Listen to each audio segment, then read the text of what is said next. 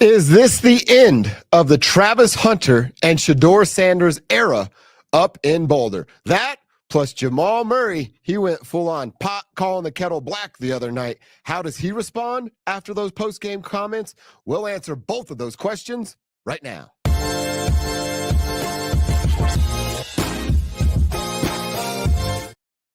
Travis Hunter, Shedeur Sanders, right?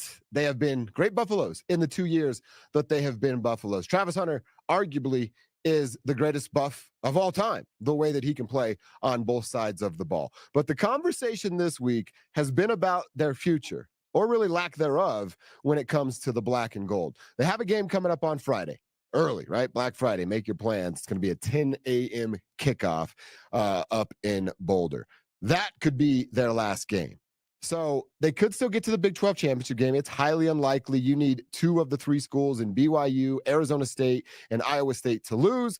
The winner of that group would then go on to play CU if they won this weekend in the Big 12 championship. So it's not out of the realm of possibilities, but it's a highly unlikely scenario. So what does that mean for Travis and Shedeur? Well, we know their draft picks. They're 1 and 2 overall in the NFL draft. They have hundreds of millions of dollars waiting for them. They're both getting paid pretty nice to be a college athlete right now. A little over $6 million for Shedeur, over $3 million for Travis this year. But that is peanuts. That's chump change, my friends, when it comes to what they're going to make on Sundays. So should this be the last game they play? Abso-freaking-lutely it should, unless they do find themselves in the Big 12 championship. Obviously, opinions change with new information, and if that were to be the case and we found that out late Saturday night, well, then my opinion would change. I don't believe that's going to be the case. I also have a problem with a couple things that Prime has said with this topic in this situation. And he said something about, well, Travis could come back if an NFL team's not going to allow him to play both sides. He also said Travis and Shedeur are both going to play in a bowl game for the fan base, for ticket sales, for Miss Peggy. I get it. It's all great. It's a cute story about Miss Peggy, and who doesn't love themselves some Miss Peggy? But Prime, I got to tell you something, my man. You got to get out of the way. You got some helicopter parent vibes going on with this, and I don't like that. It's not about you anymore.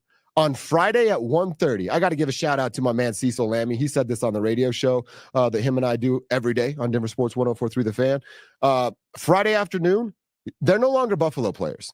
They're NFL players at about 1:30 Mountain Time on Friday afternoon. And Prime, you have done a great job as a coach, as a man, and especially as a father. You have done an outstanding job putting these kids in the position that they are in.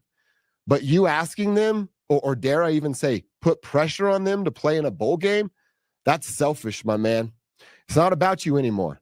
As much as I love what they've done for the university and the football team and making Colorado football matter again, it's not about the Buffs. It's not about Deion. It's not about us as Buffs fans and what we want to see. It's about those dudes turning their talent into generational wealth. And that's what their draft status will be, being number 1 and number 2 overall. So Deion, you got to get out of the way, my man. Take a step back. Take a step to the side. This isn't about you anymore. This isn't about the Colorado Buffaloes. It's about you turning these 2 young men specifically into star NFL players that's going to get them hundreds and hundreds of millions of dollars. So should they play? Absolutely not. Should Deion put any sort of pressure on them to play? Absolutely not. It should, in fact, be the opposite. Deion should be giving them the pass. Deion should be encouraging these 2 to not play in a bowl game. I always ask myself this too. What would Prime do? What would Deion do back in the late 80s and early 90s if millions of dollars were coming his way, but he was asked to play in a bowl game? I think we all know the answer to what Prime would do if that were the situation. So no, do not play in this bowl game. Do not do it at all. I would absolutely hate to see that.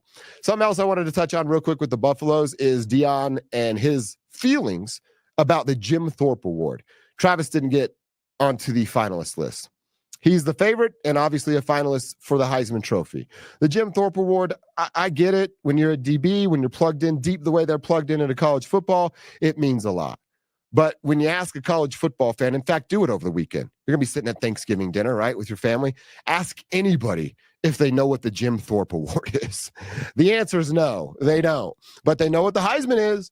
And Travis is going to win that dang thing. So, yeah, is the committee, and it's the Oklahoma State Hall of Fame committee that decides who's on that list.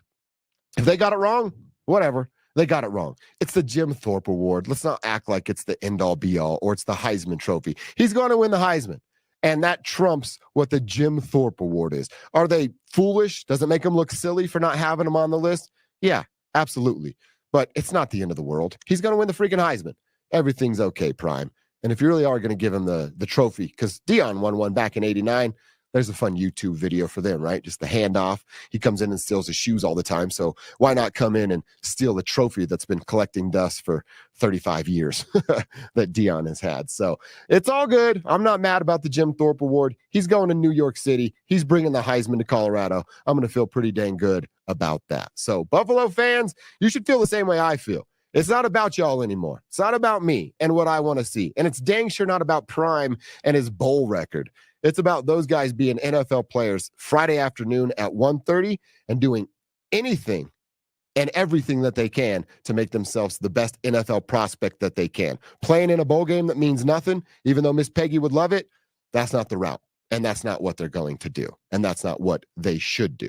Hey, you're here. You're hanging out with me, Dover on Denver, watching a little YouTube. While you're here, click that subscribe button, like us, maybe leave a comment. I love to meet y'all in the comments and have a conversation back and forth. So subscribe, like, comment, and we'll be YouTube friends for life. Wanted to talk about Jamal Murray as well. I feel like I go in on Jamal a lot here, but there's a good reason today. So they go to LA and beat up on the Lakers. Michael Malone became the winningest Nuggets coach of all time, win number 433. Shout out to you, Mo. Big win right there.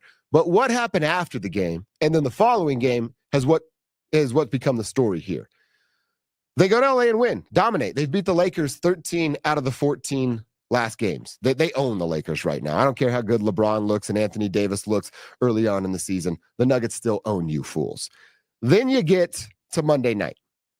Get a night in LA, come back Sunday. Monday night, the Knicks make their one trip to Ball Arena. Eastern Conference team, you only play them twice, home and home. That's how it goes in all sports, where you share an Eastern West Conference. They do that. The Knicks come. The Knicks were coming off of a bad loss. So you got the Knicks off of a bad loss, the Nuggets off of a beatdown of the Lakers. And what happens? 4 minutes into the freaking game on Monday night, the Nuggets were down double digits and then never, ever had a chance going forward. Fast forward to the end of the game. Jamal Murray sitting up at his press conference where at that same podium, let's go over timeline real quick. That same podium that we're about to talk about over the last, we'll call it 9-10 months, Jamal Murray has sat up there and eaten food while being asked questions, watched a UFC fight while being asked questions, just the timeline of what Jamal has done. Those two things, how bad he was in the playoffs, throwing of the heat pack, not playing well in the Olympics, taking forever to drag on with the contract, finally got that signed. Then when he got it signed, asked about the contract and said, well, basketball's what I'm doing right now. Right now? What do you mean? They just paid you $200 million. You're doing it all the time.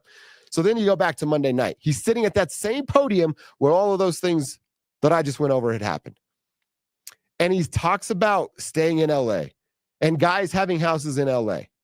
And then he said the line that you just can't say, Jamal, everybody has lives outside of basketball.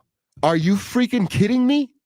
Not the 6-7 months the basketball season's going on. I don't need you to be a robot and do only all things basketball. But when it's basketball season, yeah, I do expect that. And I think all of Nuggets Nation expects that as well. So that is the pot calling the kettle black. Him calling guys out. Jamal, you haven't shown up yet. Now, he has the right to do that because he's absolutely right. Nobody showed up in that game.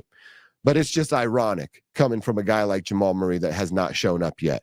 I will say this. If you're watching this here before they do play the Jazz on Wednesday night, I'm actually expecting Jamal to bounce back in the right way. The Jazz aren't very good, and they played in a game the night before.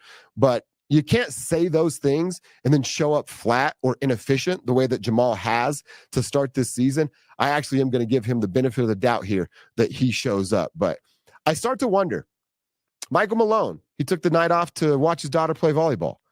Nikola Jokic gets the extended time to be with his family during the birth of his second child. Now, Nikola, he gets the biggest pass of all. He's the 3-time MVP. He's the reason they're in the position that they're in. So I give Joker a bit of a pass. If you're mad at me for doing that, I don't care. Not everybody gets treated the same. I'll treat you how you're supposed to be treated based upon what you do for me if I'm the guy running the franchise.